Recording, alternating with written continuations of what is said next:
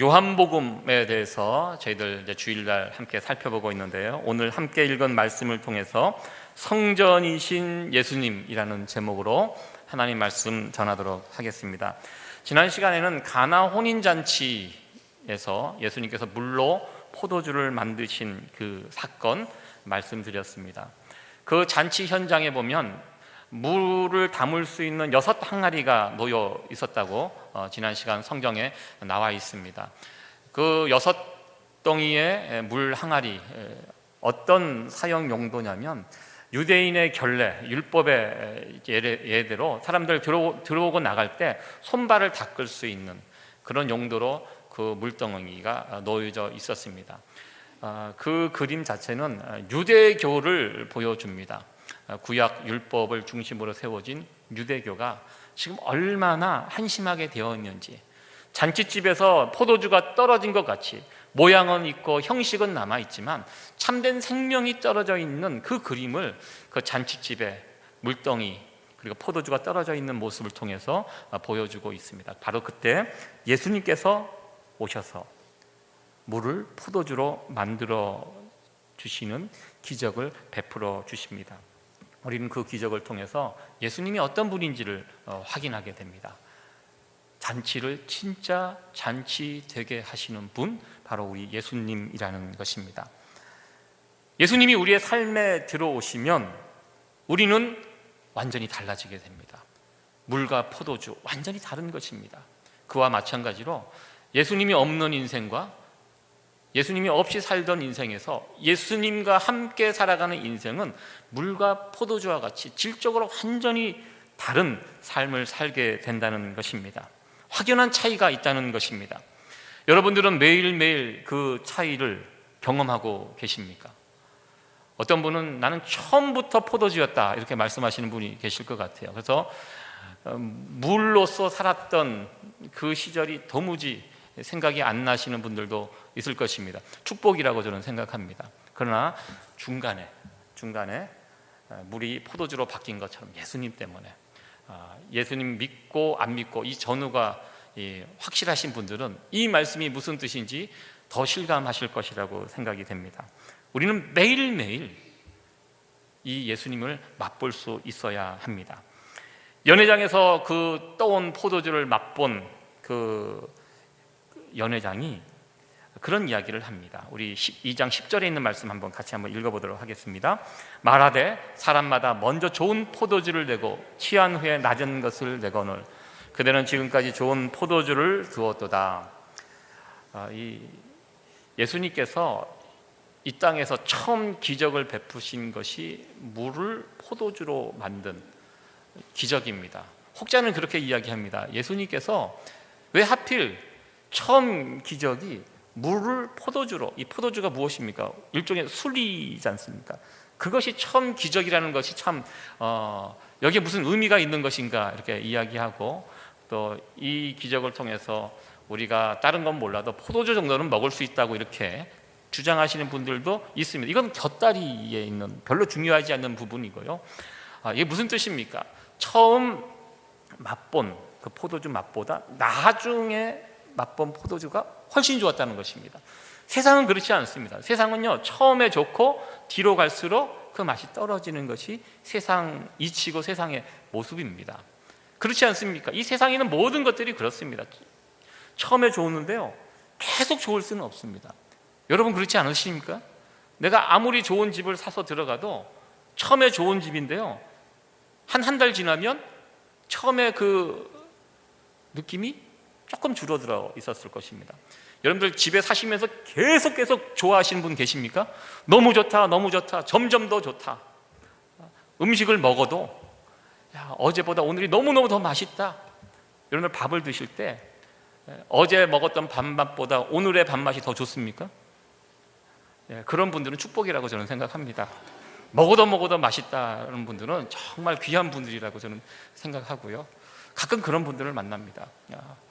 먹는 게 너무너무 좋다, 너무너무 맛있다, 세상에 맛있는 것이 너무너무 많다. 하나님의 은혜라고 저는 생각합니다. 먹으면요, 아무리 맛있는 걸 먹어도 금방 그 음식에 질립니다.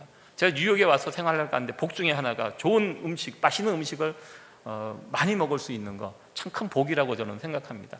그런데요, 한 1년 정도 지나가니까요, 그 복도 그렇게 큰 복이 아니더라고요. 분명히 한 달 전에 와서 먹을 때는 너무 맛있게 먹었는데 주방장이 또 바뀌었나 할 정도로 맛이, 주방장이 바뀐 게 아니라 내 입맛이 바뀐 겁니다. 이 세상 것들은 다 그렇습니다. 점점 더 좋아질 수가 없습니다. 그런데요, 예수님은 다르다는 것입니다. 예수님은요, 점점 더 좋은 분, 예수님 참 좋은 분이에요. 그런데요, 1년 후에 돌아보니까 예수님은 더 좋은 분이에요. 여러분들 그런 거 체험해 보셨습니까? 예수님을 믿는데 1년 정도 지나니까 좋은 분인 줄 알았는데 그렇게 썩 좋은 분이 아니었다, 이렇게 느끼시는 분, 이렇게 고백하시는 분 저는 못 만났습니다. 예수님은요, 우리가 알면 알수록 좋은 분입니다. 참 좋으신 하나님, 그러니까 우리가 고백을 하는데요, 이게 우리가 표현의 한계인 것 같아요. 하나님도요, 알면 알수록 좋은 분입니다. 너무너무 좋은 분입니다. 그래서 혹자는 이런 유명한 말을 남겼습니다. 가장 좋은 것은 아직 오지 않았다, 이런 책 제목이 있는데요, 그렇습니다. 뒤로 갈수록 더 좋은 것을 우리 하나님께서 준비해 주셨습니다. 여러분도 오해하지 마시기 바랍니다. 우리의 삶이 뒤로 갈수록 점점점 편해지고 윤택해지고 복이 넘치고 이런 거 아닙니다. 예수님과의 우리의 관계, 내가 주님을 알고 주님이 나를 알고 서로 알아가는 이 관계, 참 예수님 좋은 분이다. 어제 좋은 분이었는데요, 오늘 보니까 더 좋은 분이에요. 그리고요, 내일에 우리가 만날 예수님은 더 좋은 분인 줄로 확신합니다.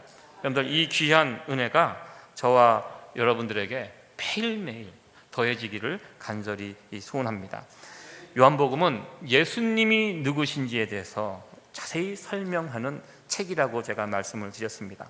오늘 본문은 예수님의 성전 청결 사건을 다루고 있습니다. 우리는 오늘 이 본문의 이야기를 통해서 예수님에 대해서 보다 자세히 알게 될 것입니다. 오늘 이 본문의 말씀을 통해서 우리 예수님이 어떤 분인지 함께 살펴보도록 하겠습니다. 예수님께서 성전에 올라가셔서 성전에서 장사하는 사람들 다 내어 쫓으셨다, 이 기록은 이 요한복음에만 나와 있는 기록은 아닙니다. 성전에서 장사하는 유대인들 막 시끄럽게 장사하고 성전에서 예배드리고 기도하고, 이것이 어떻게 보면 성전의 목적인데요, 그것보다 막 장사하는 시끄러운 소리가 넘쳐나는 성전의 모습은요, 마치 잔치집에서 포도주가 떨어져 있는 유대교와 이 유대교 같은 그림, 같이 연결되어 있는 그런 그림입니다. 성전의 역할이 죽어있는 이런 모습 보여주고 있습니다. 우리가 이 본문에서 만나는 예수님의 모습은 우리가 평소 알고 있는 예수님의 모습과는 좀 다릅니다.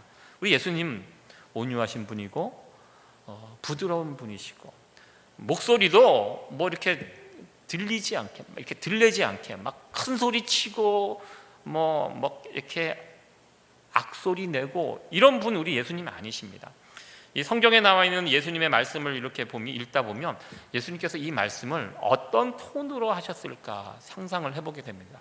부드러운 낮은 중저음의 목소리로 우리 예수님께서 이렇게 말씀을 하셨을 텐데요. 그러나 오늘 본문을 보면 평소와는 다른, 우리 예수님 화를 거의 내지 않는데요, 정말 화가 나 있는 모습을 보게 됩니다. 얼마나 화가 나면 그 장사하는 사람들, 모르는 사람들입니다. 처음 본 사람들, 그곳에 가서 장사하는 상을 엎어버리고 채찍을 들고 그곳에 있는 양, 소를 내어 쫓는, 성전에서 쫓아내는 이런 분노에 가득 찬 예수님의 모습을 우리는 오늘 성경을 통해서 만나게 됩니다.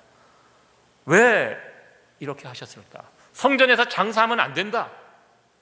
우리 가운데 장사하시는 분들도 계십니다. 특별히 성전에서 장사하면 안 된다, 이것을 말씀하기 위해서 오늘 본문의 이 말씀을 우리에게 주셨는가? 성전은 오직 하나님께 예배드리는 장소로만, 거룩한 일에만 사용되어야 한다, 이것을 보여주기 위해서 예수님께서 이 말씀을 우리에게 주셨는가 생각을 해보게 됩니다.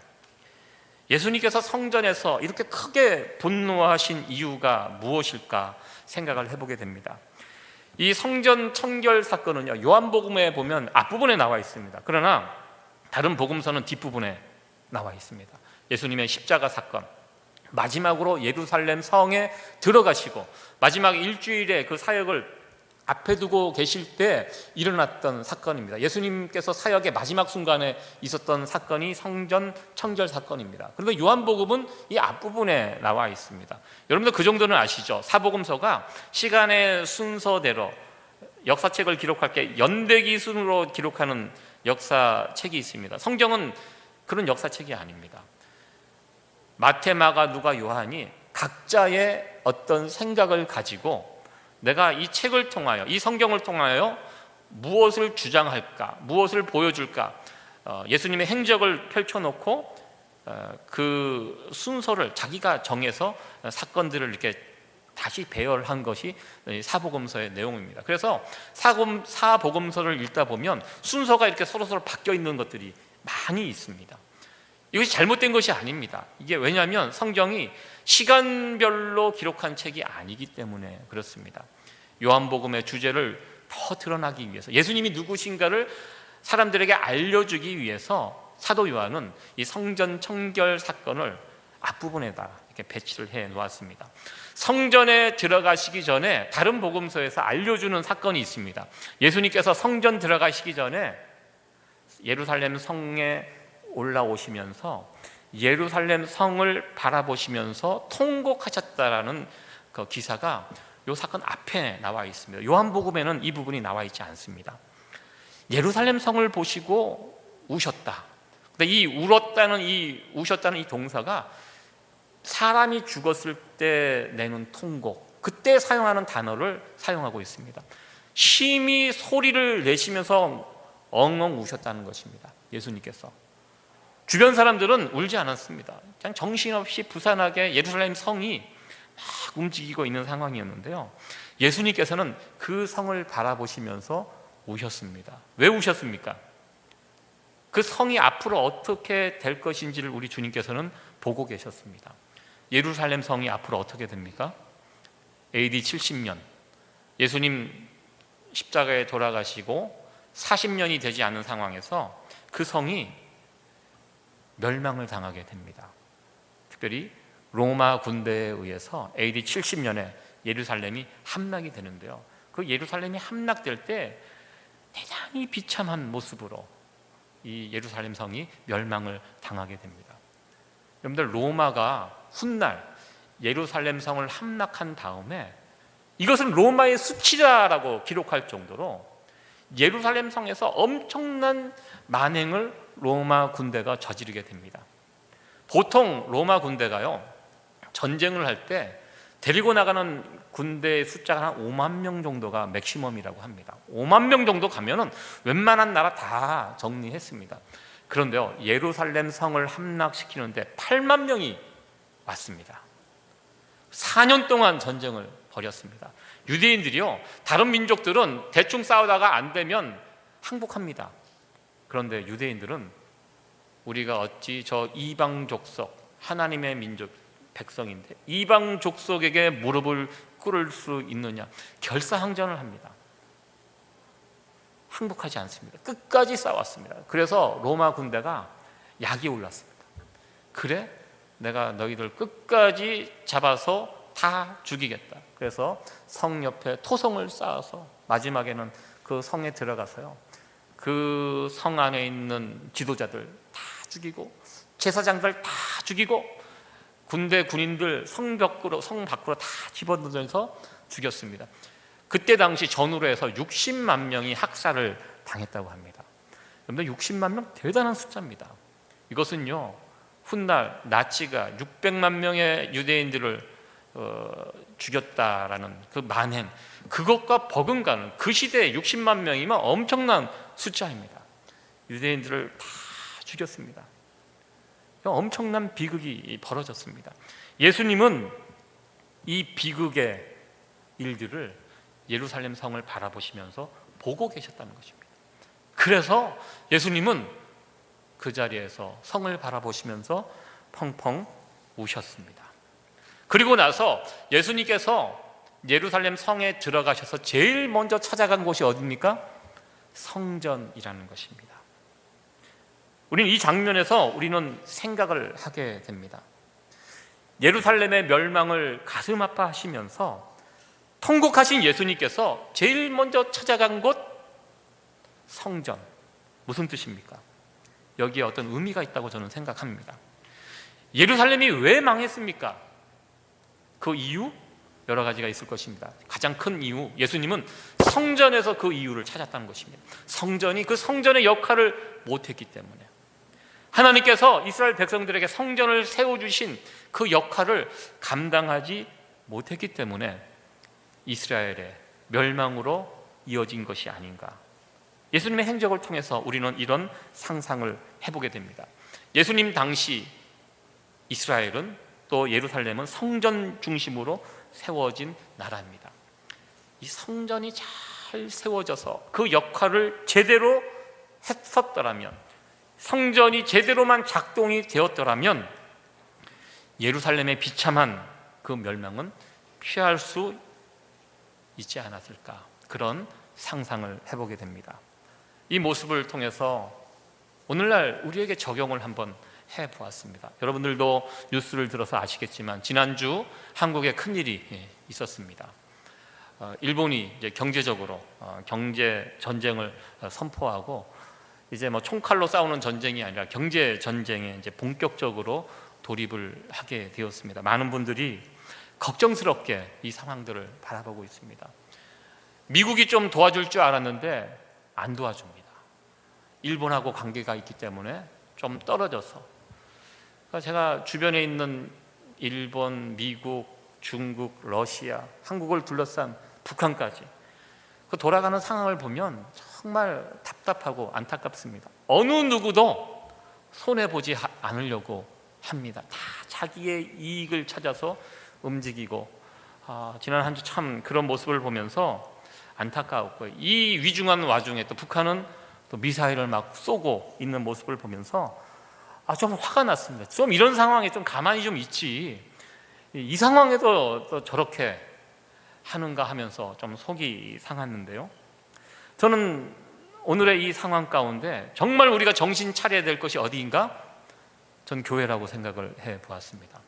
예수님께서 이스라엘이 멸망당한 다음에 그 멸망당하는 그 모습을 앞에 보시고 찾아간 곳이 성전입니다.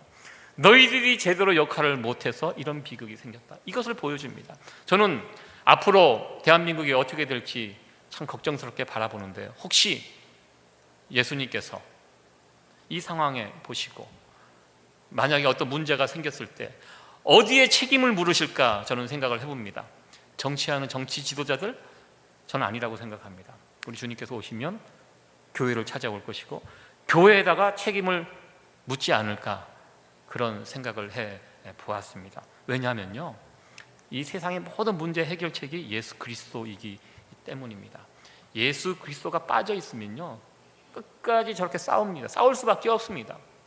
이익을 위해서 내게 이득이 되는 것이 무엇인가, 그것을 선택하며 살아가기 때문에, 그러면 다툼밖에 있을 수가 없거든요.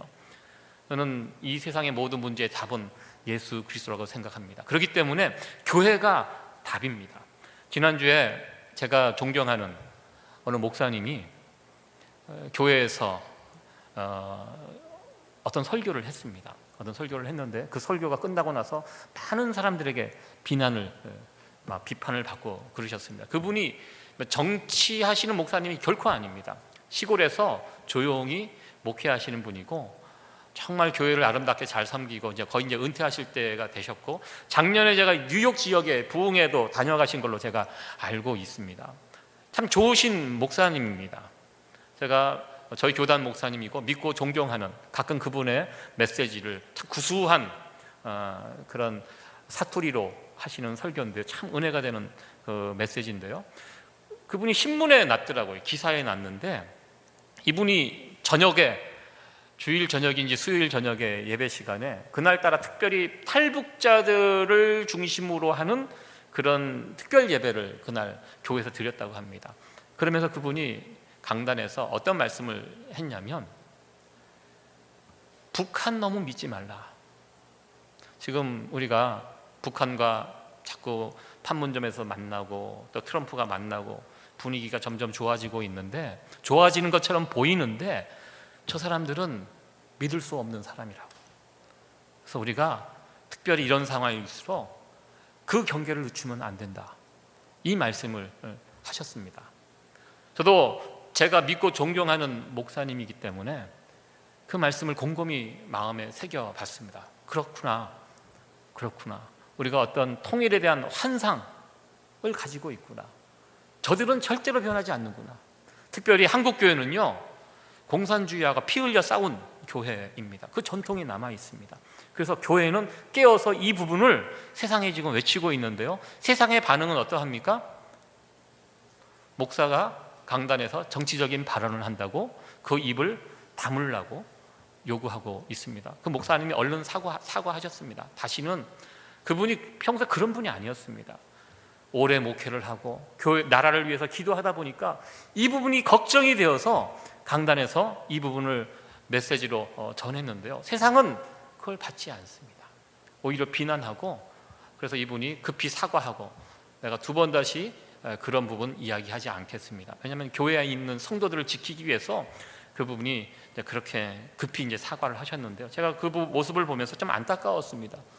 왜 우리가 사과해야 하는가? 교회가 당연히 해야 할 말씀을 한 것인데, 왜냐하면 그동안 한국 교회는 한국 사회가 어려울 때마다 나름대로 목소리를 내었고, 그걸 통해서 나름대로 저는 대한민국이 지켜지었다고 저는 생각합니다. 우리 조국 대한민국을 위해서 기도하는 수많은 사람들이 교회 안에 있었고, 하나님의 뜻을 구하고 하나님을 바라보면서 또 나름대로 목소리를 냈는데요, 요즘은 세상이 악해져서요, 교회에서 내는 소리를 세상이 듣지 않습니다. 저는 이것이 참 문제라고 생각이 되는 거예요. 저와 여러분들이 해야 할 일은 계속해서 기도하는 일입니다. 왜냐하면 우리에게 소망이 있습니다. 저들에게 소망이 없어요. 세상의 지도자들이 뭘 할 수 있겠습니까? 싸움만 할 수밖에 없습니다. 저희들이 이 엄중한 시기에 해야 할 일, 깨어서 우리의 선배 기독교 신앙인들이 했던 것처럼 조국 대한민국을 위해서, 우리가 살고 있는 이 땅을 위해서 계속해서 기도하는 것, 이 교회의 사명이 아닌가, 이렇게 생각을 해봅니다. 이 교회의 역할을 못하면 우리 하나님은 교회의 책임을 묻는다는 것입니다. 저들에게 묻지 않습니다. 저들은 원래 저러고 삽니다. 세상은 원래 저래요. 거기에 희망과 소망이 없습니다. 이 세상의 소망은 예수 그리스도이고, 예수 그리스도를 모시고 있는 교회가 세상의 유일한 소망이라는 사실을 저는 지난 한 주 동안 돌아가는 세상을 바라보면서 그런 고백을 하게 되었습니다. 교회가 정말 잘 서 있어야 되겠구나, 우리가 깨어서 더 기도해야 되겠구나, 이런 마음을 품게 되었습니다. 여러분들도 그와 같은 마음을 품고 우리가 세상의 어떤 논리에 휘말리지 않았으면 좋겠습니다. 교회는 하나님께서 원하시는 것이 무엇인지 바라보시면서 우리의 조국 대한민국과 우리가 살고 있는 이 미국 땅을 위해서 기도할 수 있는 저와 여러분들이 됐으면 좋겠습니다. 그걸 통해서 세상이 움직여 간다는 이 믿음과 확신을 가지고 살아가기를 소원합니다. 예수님 당시의 성전이 어떤 모습이었습니까? 예수님은 그 성전의 모습을 보시고 분노하셨습니다. 성전에서 장사하는 사람들, 근데 성전에서 장사하는 것이 그렇게 나쁜 것이 아닙니다. 왜냐하면 그걸 통해서 성전에 찾아오는 사람들 편리를 봐주기 위해서 처음에는 시작을 했습니다. 왜냐하면 이스라엘 백성들은요, 1년에 몇 차례씩 성전 예루살렘 방문해서요, 그곳에서 제사를 드리게 되어 있습니다. 제사를 드리려면은 짐승이 필요합니다. 희생 제사를 드릴 짐승이 필요합니다. 멀리서부터 걸어오는데, 사람도 걸어오기 힘든데 자기가 있는 곳에서 짐승을 데리고 와야 합니다. 그리고 하나님 앞에 드리는 짐승은요, 흠이 없어야 돼요. 먼 길을 오다가 짐승이 스크래치가 났어요. 흠이 생겼어요. 어떻게 해요? 그럼 이제 낭패가 생깁니다. 그래서 이 모든 불편함과 위험 요소를 없애기 위해서 성전 근처에서 희생 제사 제물들을 사고 팔 수 있도록 그걸 이제 만들어 줬습니다. 이게 굉장히 괜찮은 제도입니다. 그렇게 해서 하다가 그것이 점점 가까워져서 성전 안에서도, 특별히 성전 안에는 구분이 되어 있습니다.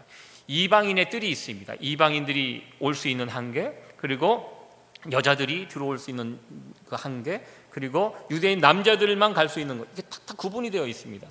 유대인 이방인들이 들어올 수 있는 그 뜰에다가 이런 짐승들을 팔 수 있도록 이렇게 해놨습니다. 그리고요, 그 짐승을 하나님 앞에 제물로 드릴 때 제사장이 검사를 합니다. 쭉 봐서 흠이 있으면 채장, 흠이 없으면 도장을 찍어주죠. 합격된 짐승들만 들어가게 됩니다. 이렇게 이제 해놓게 되었는데 참 편리합니다. 얼마나 편리합니까? 그런데 이것이 이권과 연결이 됩니다. 어떻게 합니까? 여기서 밖에서는 100불이면 살 수 있는 양이 여기에서 와서 살려고 보니까 200불, 300불, 어떨 때는 막 500불 부르는 거예요. 그럼 어떻게 해요? 500불짜리 삽니까? 여러분 같으면 어떻게 하겠습니까? 밖에 나가서 100불짜리 사오겠죠. 예, 저 같으면 그렇게 할 것 같습니다. 그런데요, 밖에 나가서 사온 것은 제사장들이 어떻게 하면 도장을 안 찍어줍니다. 이것이 결탁이 된 거죠. 여기에서만 판 것만 찍어주는 걸로, 그러니까 제사장과 그 종교에 연관돼서 일하는 사람들과 그 장사꾼들, 이게 한 통속이 된 거예요. 그래서 여기에서만 산 것만 도장을 찍어주는 거. 밖에서는 아무리 좋은 걸 가지고 와도 안 해줘요. 그러니까 여기 와서만 사야 돼요. 여기서 사와야 되니까 아무리 비싸도 어떻게 됩니까? 사게 됩니다. 예, 그렇게 이 시스템을 만들어 놓은 거예요. 이 돈이죠. 그러니까 돈이 얼마나 어마어마하게 들어오지 않겠습니까? 이게 몇 배 남는 장사입니까?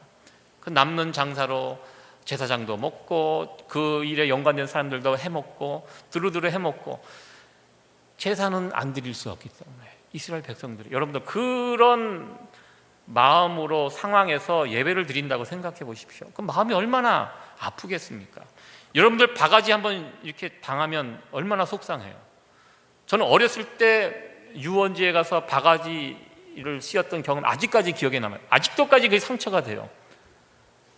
미국도 그래요. 미국도 놀이동산 같은 데 가보면 물 한 병에 막 5불씩 팝니다. 그리고 들어갈 때 아무것도 못 가지고 들어가게 검사해요. 거기에서만 사 먹게 그렇게 합니다. 이게 세상이에요. 세상은 그럴 수 있습니다. 수요와 공급의 법칙이 있잖아요. 예.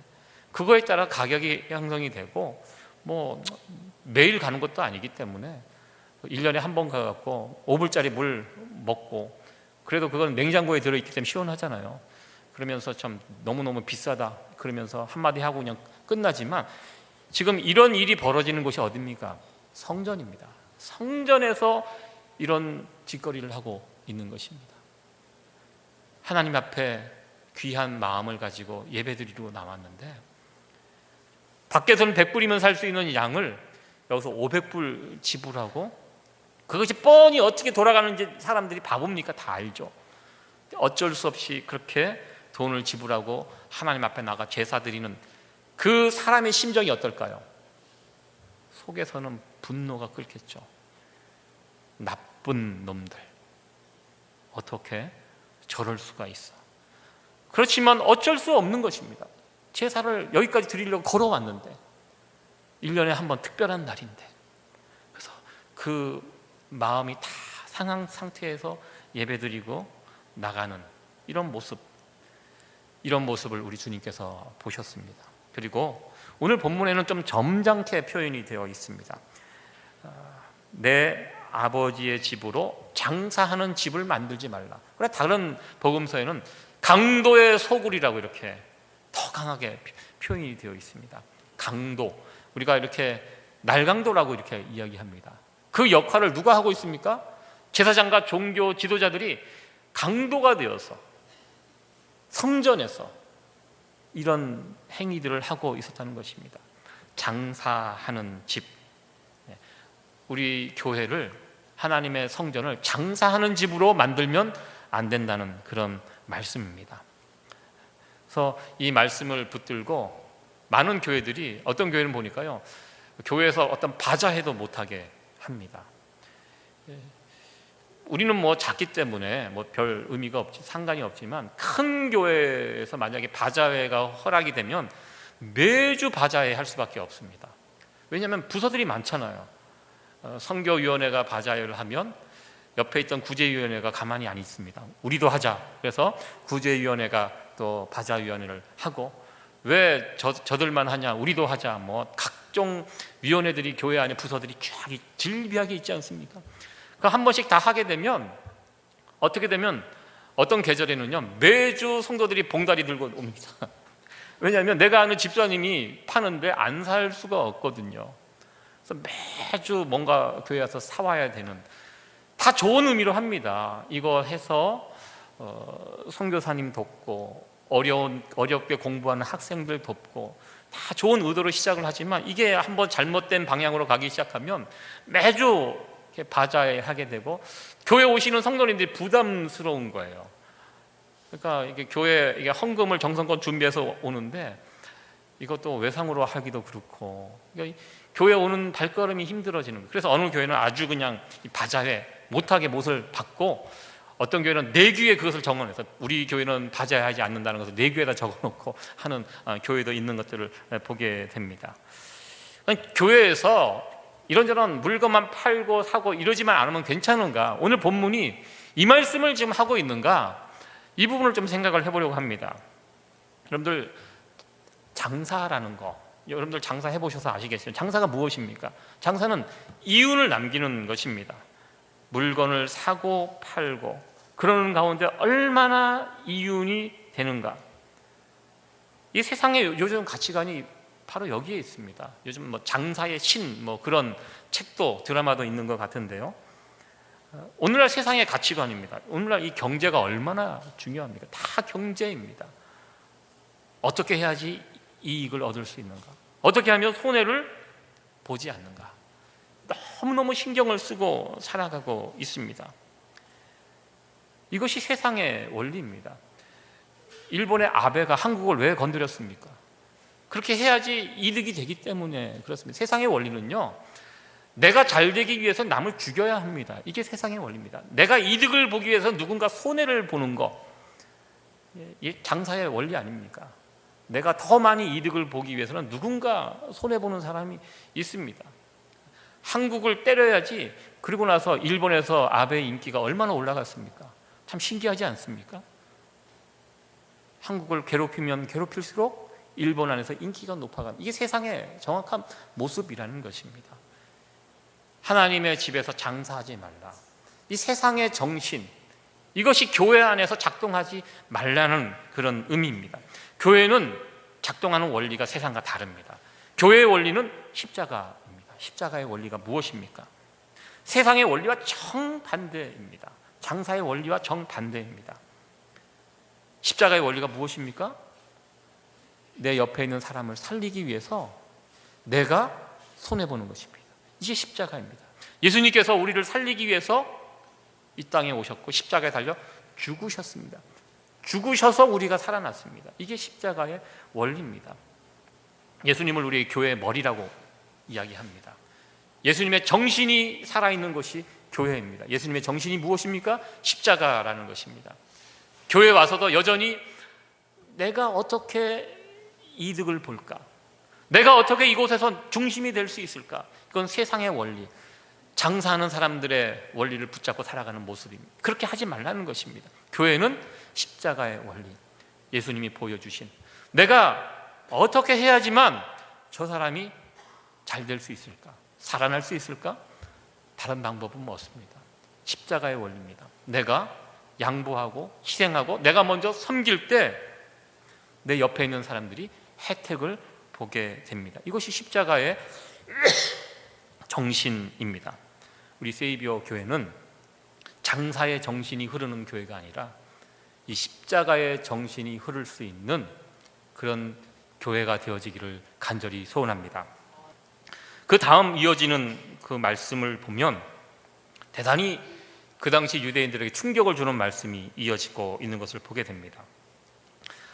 예수님께서 상을 얻고 나름대로 막 화가 나신 모습을 보이니까 그것을 바라보는 종교 지도자들, 유대인들이 깜짝 놀라고 예수님에게 질문을 합니다.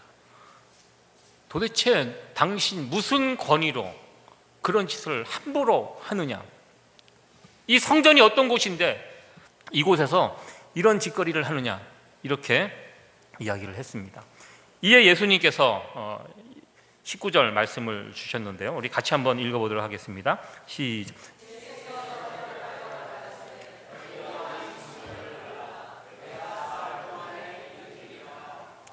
네, 그들에게 이 말씀 무슨 뜻입니까? 성전을 헐라, 내가 사흘 동안에 일으키리라.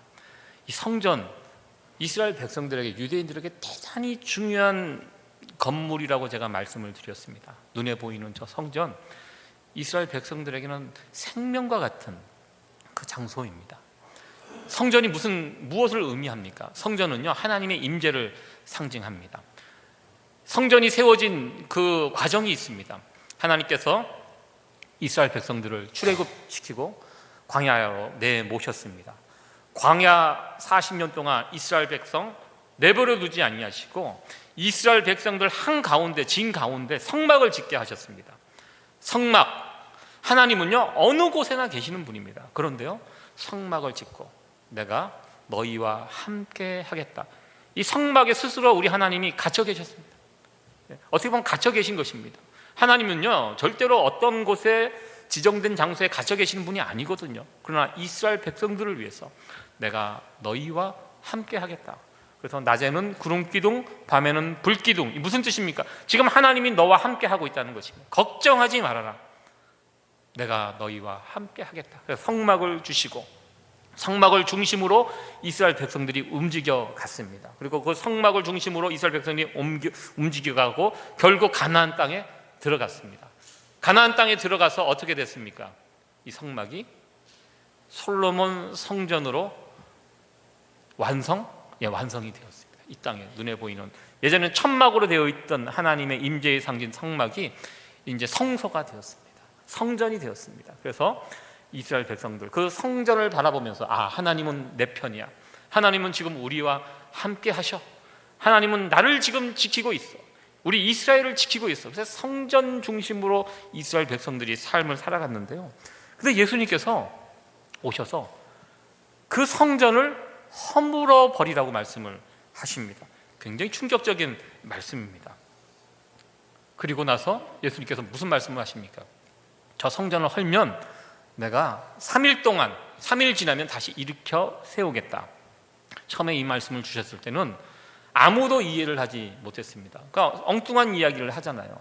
60년 넘게 지었던 성전을 당신이 무슨 재주로 3일 만에 다시 짓습니까? 이 엉뚱한 얘기입니다.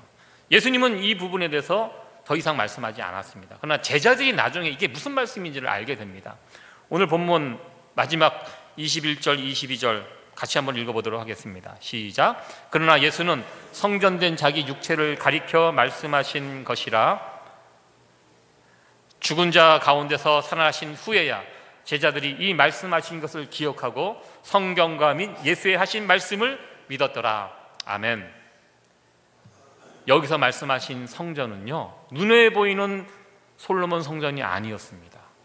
성전 예수님입니다. 구약 시대는 눈에 보이는 저 성전이 하나님의 임재의 상징이었습니다. 그러나 예수님께서 오시고 난 다음에 이 신약 시대는요, 성전의 개념이 바뀌었습니다. 오늘날 구약의 성전의 개념이 우리 가운데 여전히 남아 있습니다. 성전하면 이렇게 이 자리에 이렇게 이제 교회처럼 생기고 이렇게 모여서 이런 것을 우리는 성전이라고 그렇게 생각을 합니다. 이 구약적인 개념입니다. 그러나 신약적인 개념은 달라요. 성전이 누굽니까? 예수님이라는 것입니다. 오늘 이 말씀을 통해서 우리가 이 부분을 여러분 확실하게 깨닫고 붙들었으면 참 좋겠습니다. 건물 중요합니다. 건물도 중요한데요, 예수님께서 오셔서 하신 말씀, 저 허물겠다는 것이 실제로 허물어졌습니다. 구약의 성전, 예루살렘 성전은 허물어졌습니다. 로마 군인이 허물어뜨렸지만 자세하게 보면 하나님이 허물었어요. 그 성전을 생명처럼 여겼던 그 건물, 성전을 하나님께서 직접 허무신 것입니다. 로마 군대의 손을 빌려서. 왜? 더 완벽한 성전을 우리에게 주셨습니다. 누굽니까? 예수님입니다. 예수님 성전이 되신다라는 것입니다. 신약의 성전은 바로 예수 그리스도입니다. 성전이 어떤 역할을 합니까? 성전은요, 하나님의 임재의 상징을 나타낸다고 제가 말씀을 드렸습니다. 그곳에 가서 하나님 만나고 하나님께 제사 드리고, 그곳에서 하나님의 인도하심을 받고 성전에서 그럽니다.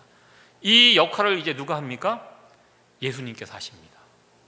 예수님, 우리는 예수님의 이름을 부를 때 하나님의 임재를 체험하게 됩니다. 우리가 예수님 이름 부르지 않고 하나님께 못 나갑니다. 지금도 구약의 제사 제도가 그거 아닙니까? 짐승을 잡고 죄의 문제를 해결하고 하나님께 나가는, 이것이 구약의 제사 제도 방법입니다. 신약은 어떻습니까? 예수님께서 우리를 위해서 죄의 문제를 다 해결해 주셨습니다. 희생 제물이 되셨습니다. 그래서 이제 우리는 예수님 이름 부르면 그 자리에 하나님의 임재가 나타난다는 것입니다. 예수님이 성전이고요, 그리고 예수님을 믿는 우리들, 예수님을 모시고 살아가는 우리들 또한 거룩한 성전입니다. 여러분들, 이런 눈에 보이는 교회, 이게 예배당이죠. 예배당이고요, 성전은 누구냐? 예수님이 성전이고 예수님을 믿는 저와 여러분들이 성전이라는 것입니다. 여러분, 오늘부터 이 성전의 개념을 완전히 바꾸시기 바랍니다. 성전은요, 예수님이 성전이고 이제 우리가 성전입니다. 이 성전에서 무슨 일을 합니까? 하나님의 임재를 체험합니다. 우리 안에 예수님이 계십니다. 예수님의 이름을 부르고 하나님께 나가면 하나님이 우리를 만나주시고 우리를 지키시고, 구약 이스라엘 백성들이 누렸던 그 복, 내가 끝까지 너를 지켜주신다, 이것을 성막의 그 구름 기둥과 불 기둥을 통해서 이스라엘 백성들이 경험했는데요, 이제는 예수님을 통해서 우리는 이것을 날마다 어느 장소에서든지 경험할 수 있다는 것입니다. 우리가 교회에 와서 이렇게 예배 드립니다. 하나님의 임재를 사모하며 예배 드립니다. 이곳에 지금 하나님의 임재가 충만합니다. 그리고 예배 마치고 돌아가시면 여러분들 가정에서, 일터에서 예수 그리스도의 이름을 부르는 그 자리가 성전이 되는 것입니다. 여러분들이 성전입니다. 그곳에서 하나님의 임재를 더 뜨겁게 체험할 수 있고요, 하나님의 인도하심과 보호하심을 그 자리에서도 여러분들이 맛보실 수 있다는 것입니다. 그것은 신약을 살아가는 신약 성도들의 귀한 축복이 아닌가, 이렇게 생각을 해보았습니다. 말씀을 정리하도록 하겠습니다. 이 교회 참 중요합니다. 이 세상이 망하고 흥하느냐? 전 교회에 달려있다고 믿습니다. 여러분들, 세상 사람들 하는 일들 보세요. 소망 없습니다. 뭐 좋게 나아지는 거 없습니다. 너무 그들을 믿지 마시고요, 그냥 기대하세요. 그냥 이렇게 했으면 좋겠다, 응원해 주세요. 그러나 실제로 이 세상을 움직이는 사람들은, 움직이는 곳은 교회라고 저는 믿습니다. 기도하는 우리들을 통해서 하나님께서 이 세상 역사를 주관하십니다. 계속해서 우리가 살고 있는 이 미국 땅을 위해서, 조국 대한민국을 위해서 기도하십시오. 주님께서 제일 먼저 찾아오는 곳이 교회입니다. 여러분, 그거 잊지 마십시오.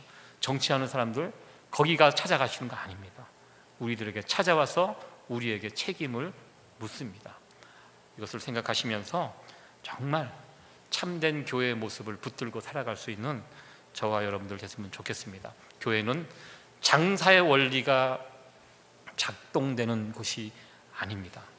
세상의 원리 아닙니다. 교회는 우리 주님께서 주신 그 십자가의 원리가 작동되는 것이 교회라는 것, 그것을 여러분들 잊지 마시고 꼭 붙들었으면 좋겠습니다. 한 사람 한 사람 다 교회입니다.